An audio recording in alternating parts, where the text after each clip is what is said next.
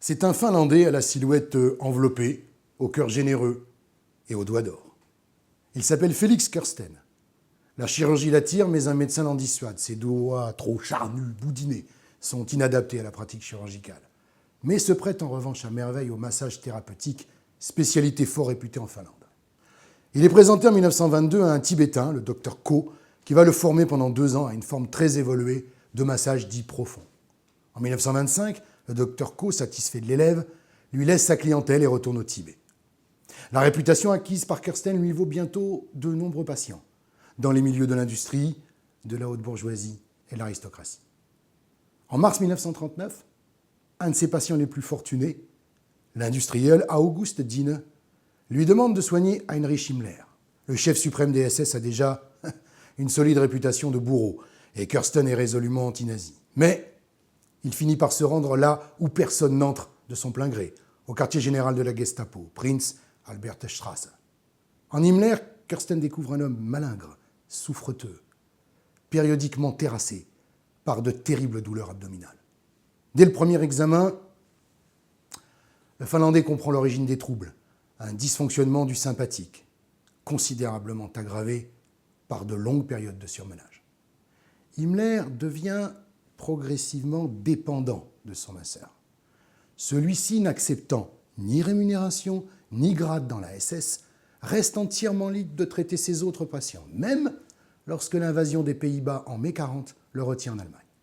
Dès lors, Himmler est prêt à faire de grandes concessions pour s'assurer les services du seul homme au monde qui peut soulager ces terribles douleurs. À la demande de Kersten, quelque peu encouragé par ses amis et patients, les concessions du Reichsführer vont bientôt prendre la forme de grâce et de libération de personnes arrêtées par la Gestapo. Au début, il s'agit de cas individuels, notamment des hommes d'affaires ou des socialistes allemands incarcérés, puis des résistants néerlandais condamnés à mort. Mais ce qui a commencé artisanalement finit par prendre une tournure systématique.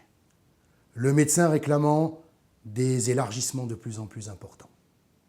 C'est seulement à partir de l'automne 1944 que Kersten peut élargir considérablement son domaine d'action, car Himmler cherche à échapper au naufrage qui s'annonce par quelques approches discrètes auprès des autorités anglo-américaines, tout en tremblant à l'idée que son Führer puisse l'apprendre. Ainsi s'expliquent bien des faits qui semblent tenir du miracle. La libération de 50 policiers danois et d'autant d'étudiants norvégiens, puis celle de 3000 femmes néerlandaises, belges, françaises, polonaises, ainsi que l'envoi en Suisse, à la fin de 1944, de 2700 juifs promis au camp de la mort. Mars 1945, alors que les taux se referment sur le Reich agonisant, Kersten parvient à arracher des concessions plus larges encore. 15 345 prisonniers scandinaves, polonais, français et belges, extraits de Dachau, Mauthausen, Theresienstadt et Ravensbrück, sont regroupés dans le camp de Neuengamme, d'où 120 bus blancs, danois et suédois les évacueront in extremis vers le Danemark et la Suède.